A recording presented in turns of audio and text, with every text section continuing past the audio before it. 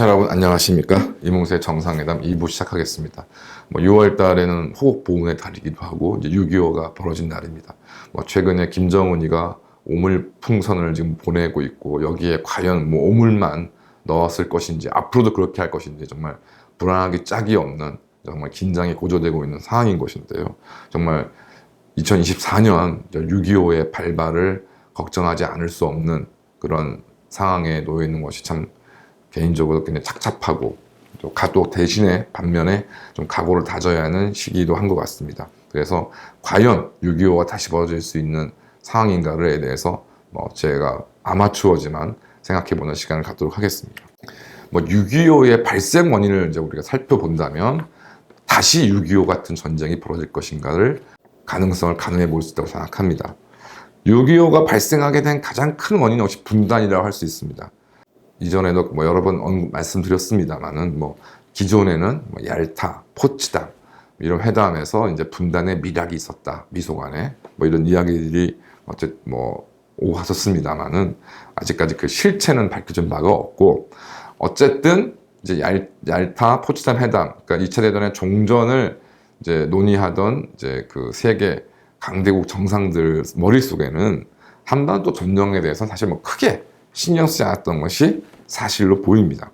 그러니까 미국은 당연히 유럽에서의 전쟁을 빨리 끝내고 태평양 전쟁도 빨리 큰 비용과 희생 없이 이제 끝내는 것이 가장 큰 목표였고, 그러다 보니 미국 같은 경우에는 내부의 특히 군 내부의 엄청난 반대에도 불구하고 베를린 점령을 포기하는 그런 결정을 내리게 됩니다. 그러면서 사실상 미국은 이후에 트루만 대통령도 사실 마찬가지였습니다만은 소련 점령지는 소련에게 처분권을 부여한다는 기본적인 입장을 가지고 있었다고 생각이 듭니다.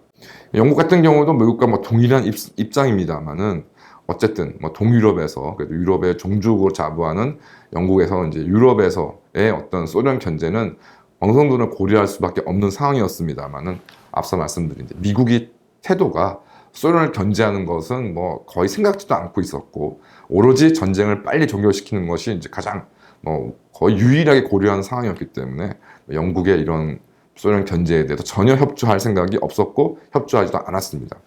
다만 이제 영국 같은 경우에는 이제 그리스만큼은 꼭 지키려고 했었는데요. 스탈린도 사실 처칠과의 이제 그 비밀 회담에서 이에 동의함으로써 사실상 그리스는 이제 소련이 적극적으로 그리스 공산주의자들을 지지하지 않았기 때문에 자유진영의 영향권은 남아있을 수 있었습니다. 또한 영국 같은 경우는 아시아 같은 경우에는 이제 기득권을 유지하는 것이 목표였는데, 이제 그 목표가 대표적인 것이 홍콩인 것이죠. 그러니까 홍콩의 식민지 홍콩을 유지하는 것이 사실 동아시아의 가장 기본적인 우선적인 목표였기 때문에 장개석과 모택동, 그러니까 중국을 양분하고 있는 장개석과 모택동을 모두 사실 견제를 했고 또 모두와의 타협을 시도를 했었습니다. 어쨌든 누가 중국 대륙을 차지하던 하여튼 홍콩에서의 영국 기득권을 유지받는 것이 가장 영국의 큰 목표였습니다.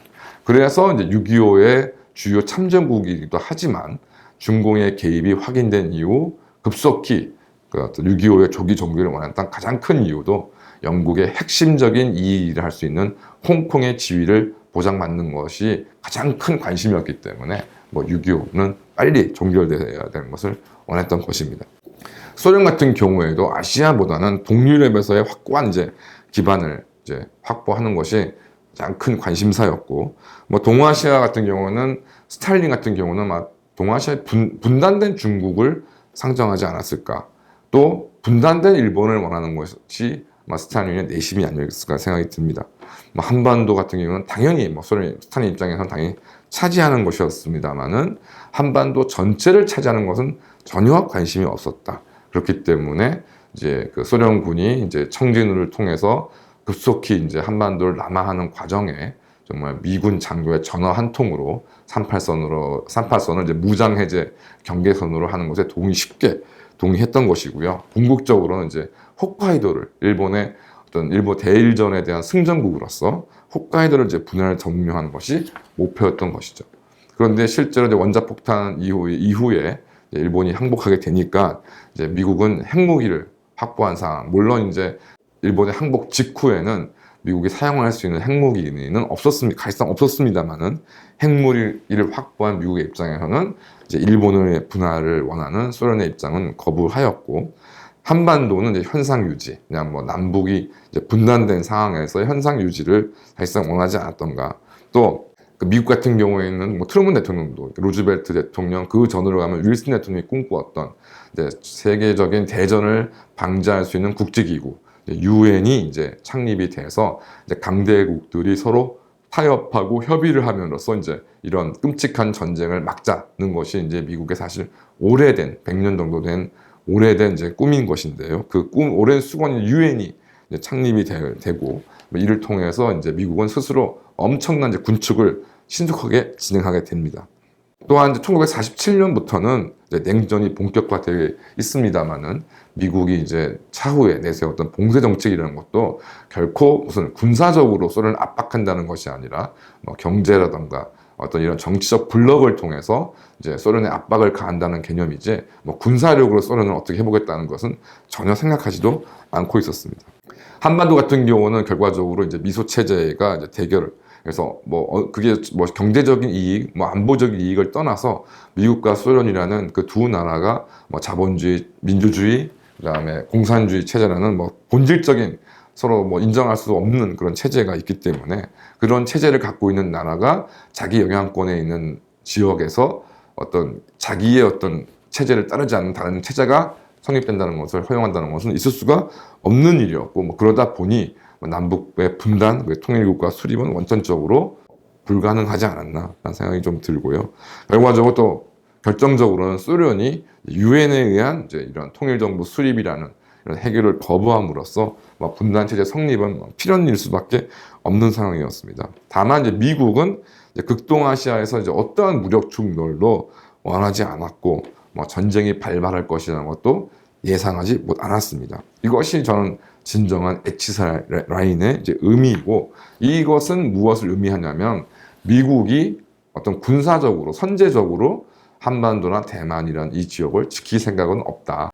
그런데 다만 이제 무력적인 전쟁 도발, 전면적인 전쟁 도발에 대해서를 그것까지 용인했다고 보기는 어렵고, 1975년 경에 있었던 베트남에서의 전면적인 군사적인 공격도 있었습니다만은 내부로부터의 어떤 이런 소요나 이런 걸로 인해 이루어지는 공산화 정도라면 우리가 용인할 수도 있다라는 어떤 그런 정도의 선언이라고 생각하고, 그것이 하여튼 미국이 한반도를 바라보는 좀 관철하는 일관된 어떤 입장 중에 하나라는 것은 현재로는 변함이 없다. 그러니까 미국이 절대로 불인정하는 러시아의 우크라이나 전면 침공이라던가 중공의 대만 전면 침공과 같은 그런 무력적인 어떤 아주 급속한 이런 도발이나 전쟁 행위는 우리가 용인할 수는 없습니다만은 어떤 내부의 사정이라든가 내부의 분란을 통해서 어떤 사태가 이루어지는 것까지 미국이 보장하거나 지킬 생각은 없다는 것이 어떻게 보면 일관된 어떤 내용 중에 하나라고 생각하고, 그것은 변함이 없다고 생각합니다. 그런 가운데 아시는 것처럼 이제 박헌영과 김일성이 이제 전쟁의 발발을 열렬히 주도를 했습니다. 공산주의자들은 이제 지금 저희가 보는 바와 같이 힘의 우위가 있으면 이를 곧바로 실현시켜야 하는 자들이고, 박헌영과 김일성이 보았을 때 당시 이제 한반도에서는 이거 공산주의 세력이 우세가 확고하다. 그러니 전쟁으로서 빨리 그러니까 공산주의 체제로 종결짓는 것이 너무나 당연한 것이었던 것이죠. 더군다나 이제 박헌영의 원래 당연히 어떤 세력은 이제 한반도 남쪽, 남한을 기반으로 했던 것이고, 특히 경력 등으로 보면은 김일성과는 상대가 되지 않을 모스크바 유학까지 갔다 왔던 그런 박헌영 입장으로는 정말 나이라던가 경력에 보면 자신의 상대가 절대 될 수 없는 이제 김일성에게 밀리는 것이 결과적으로 자신의 세력 기반인 남한을 상실했다고 생각했을 것이고, 그러니 박헌영 입장에서는 하루라도 빨리 남한을 공산화시켜서 자기의 어떤 세력 근거를 확보하는 것이 정말 절실했을 것입니다. 하지만 이제 사실은 이제 스탈린은 기존 동유럽 국가에서 마찬가지입니다만은 어떻게 보면 제국주의의 어떤 어떤 정책의 요체이기도 합니다만은 김일성은 100% 자신이 키운 사람이었기 때문에 오히려 국내에 근거도 없는 그런 사람이었기에 오히려 자신의 어떤 하수인으로 적합한 것이고, 박헌영이 아무리 우수한 공산주의자라 해서 자신을 철저하게 따르더라도 박헌영은 오히려 독재적인 한국 내에 기반이 있는 사람이기 때문에 절대로 스탈린의 하수인이 될 수가 없는 사람이었던 것이죠. 아마 박헌영 같은 경우는 공산주의적 출첵이나 이런 거에서는 뛰어났을지 모르지만 아마 스탈린의 이런 선택의 의미를 전혀 이해하지 못했을 것이고, 이는 결국에 본인이 이제 6.25 전쟁이 끝난 이후에 정말 미제 간첩으로 몰려 비참한 최후를 당하는 가장 근본적인 이유라고 생각이 듭니다. 이러한 상황에서 이제 국제 관계도 변화하게 됐었던 것이죠. 소련이 이제 핵무장에 성공을 합니다. 그 다음에 중국이 모택동에 의해서 공산화가 됩니다. 그런데 미국의 우방 세력이라고 할 수 있는 일본과 유럽은 뭐 경제라던가 이런 것이 폭망한 상태에 머물러 있습니다. 당연히 이런 상황이니까 미국은 유럽을 지켜내기도 버거운 상황이었습니다. 그래서 이에 따라서 한반도는 포기하고, 뭐 전술적, 전략적, 실적 이득이 없는 한반도는 포기하자 하고, 이제 이러한 것이 이제 미군 철수로 이제 이행이 된 것이죠. 스탈린도 뭐 한반도에 대해서 아마 크게 관심 없었을 것 같은데, 이제 모택동에 의한 중공의 공산화가 이루어지고, 모택동을 이제 구슬려서 이제 참전을 약속받은 상태에서 이제 전쟁을 허가하게 됩니다. 모택동은 사실은 이제 그 소련으로부터 공산주의자로 인정받지 않기 때문에 스탈린은 모택동주의라는 것을 절대로 공산주의로 인정하지 않았었습니다. 그런 상황을 너무 잘 알고 있는 모택동은 이제 그 6.25 전쟁의 참전을 통해서 스탈린과 소련의 이제 지지를 받고 인정을 받는 그것이 간절했던 상황이었던 것이고요. 당연히 모택동이 뭐 국가 발전 모델은 뭐 농업이냐 뭐 공업이냐 여기에 대한 차이는 있을지언정 전체적인 체제의 본질은 이제 소련 체제가 자신의 어떤 국가 발전 모델이었기 때문에 또 이를 소련으로부터 지원도 절실히 필요한 상황이었습니다. 또한 김일성 입장에서 보면 결국 스탈린과 모택동이 이제 전쟁의 참전을 사실상 보장을 했기 때문에 이제 이 전쟁에서 패배하더라도 자신 및 북한 체제가 완전히 사라지지는 않는다는 보장을 사실 받게 된 것이기 때문에, 또 개인적으로는 앞서 말씀드린 것처럼 여러 가지 사정상 이제 그 승전을 확신했기 때문에 이제 전쟁을 발발하게 되는 것이죠. 아시는 것처럼 당시 이제 건국 현재 얼마 되지 않은 대한민국의 내부의 혼란은 극심했습니다.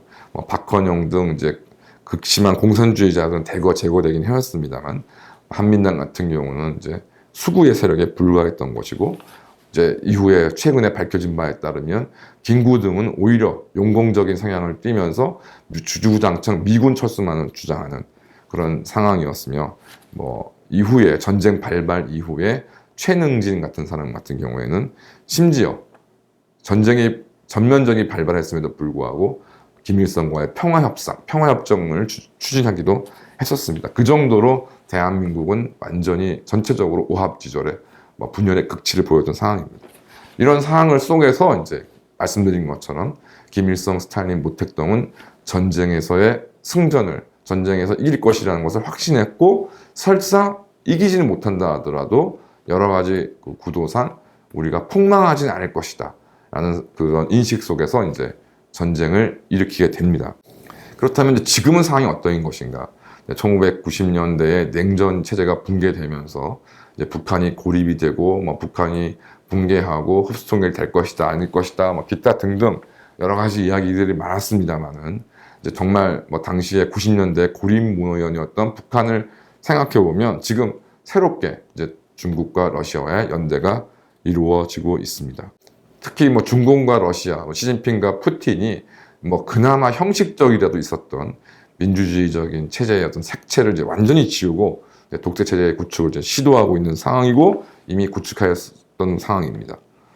이렇기 때문에 이들이 이제 핵무장에도 성공한 이제 북한을 다시 이제 활용해서 대신에 이제 어떤 군사적인 도발을 뒤에서 부추기고 지원을 하면서 대신에 또 김정은의 생존을 보장할 수 있는 그런 구도가 완성이 됐습니다. 이제 그런 상황에서 이제 1960년 6월에는 스탈린의 선택이 굉장히 중요했습니다만은, 현재로서는 이제 여러 가지 중공과 러시아의 어떤 힘의 관계의 변화에 따라서 이제 시진핑의 선택이 굉장히 좀 중요해졌습니다. 여러 가지 전문가들 통해서 봤을 때 시진핑으로서는 어쨌든 현재의 자신의 어떤 독재 체제를 계속 유지하기 위해서는 대만 문제에 대한 성과를 이제 보여야 된다는 것이 어떤 압박감이 분명히 있다고 생각합니다. 뭐 계속적으로 좀 신장 위구르 지역과 티베트 등에 대해서 포갑 통치를 지금 유지를 해야 가는데 뭐 대만의 독립, 그리고 대만 문제에서의 후퇴라는 것은 결코 허용할 수가 없는 것이고요. 또 대만 실질적으로도 대만 문제에서의 어떤 자기식의 해결은 남중국해, 뭐 베트남, 필리핀, 일본과 지금 여러 가지 갈등을 벌이고 있는 남중국해의 확고한 입지 확보로도 연결되기 때문에 실리도 크지 않다. 뭐 대만 하나 조그만 나라를 허용해 주냐 마냐 이런 문제 정도가 아니라 대만을 확보하게 되면 미국 혹은 남중국해에서의 어떤 전략적 실리도 어마어마하다. 뭐 이런 상황에서 대만 문제에서 시진핑이 양보할래야 양보할 수가 없는 상황이라고 생각합니다. 그러니까 물론 그렇다고 해서 시진핑이 미국과의 어떤 전면전을 뭐 고려한다거나 뭐 대비하고 있겠습니다만은 전면전을 시도할 가능성은 뭐 거의 없다고 해도 무방하고, 그렇게 생각을 해보면 그러니까 대만 문제에 대한 어떤 어느 정도 진전된, 시진핑이나 중공의 입장에서는 진전된 해결이 절실하다고 볼 때 또 가장 활용하기 좋은 카드가 이제 북한인 것이죠. 여기서 한반도에서 어느 정도의 긴장을 고조시키고 어느 정도 감당할 수 있는 군사적 충돌이 끊임없이 벌어짐으로 인해서 여러 가지 실익을 얻을 수 있다고 시진핑과 중공은 생각하고 있을 것이 분명합니다. 또한 이제 김정은 일당 같은 경우에도 이제 러시아와 중국이 이제 90년대와 2000년대 초반과 달리 이제는 러시아, 중공이 이제 북한과 김정은을 든든하게 지원할 것이 명확하고, 또 핵무장은 완성이 되었고, 이러기 때문에 이제 체제 보장이 이제 문제가 되는 것은 아니라고 생각하고, 오히려 이제 한국과의, 대한민국과의 저강도, 중강도의 이런 마찰은 오히려 체제 보장에 뭐 도움이 된다. 그러니까 이런 것들에서 중공과 러시아가 지원을 하고 이제 더 이상 북한을 버리지 않을 것이 확실하기 때문에, 그럼 이런 상황이라면 할아버지 김일성처럼 전쟁을 통해서 어떤 내가 원하는 결과를 얻을 수도 있고, 또 설사 전쟁에서 패전한다 하더라도 체제 보장, 자신의 생존은 보장될 수 있다, 보장받을 수 있다고 생각한다면 전면전도 그리 나쁜 선택은 아니라고 생각할 가능성이 좀 높다고 생각을 합니다. 미국의 입장이 이제 문제인 것인데, 뭐 트럼프로 대변되듯 뭐 트럼프만이 이렇게 생각한 것이 아니라 뭐 키신저나 뭐 특히 뭐 미국 국무부 내에서는 6.25와 당시와 동일하게 한반도에 과연 미국의 어떤 전진 기지를 두어야 될 것인가, 여러 가지 뭐 첨단 무기라던가 또 중공의 어떤 전력이 급속히 발전하고 있는 가운데 전진 기지, 최전선 기지를 한반도에까지 두어야 되는 것이냐, 이것은 포기하고 우리가 보다 안정적인 선에서 전진 기지를 두는 것이 낫지 않겠냐는 그런 생각들은 뭐 끊임없이 있어왔고, 그것을 뭐 대표적으로 이야기하는 사람이 트럼프일 것이죠.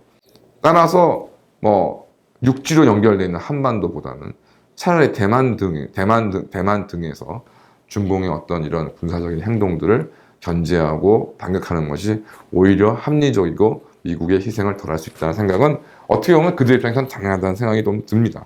따라서 이전에도 그랬던 것이 북한의 저중강도 도발에 대해서 미국이 예민하게 반응하지 않을 가능성은 뭐 이건 너무 당연한 것이다 라는 생각이 좀 듭니다.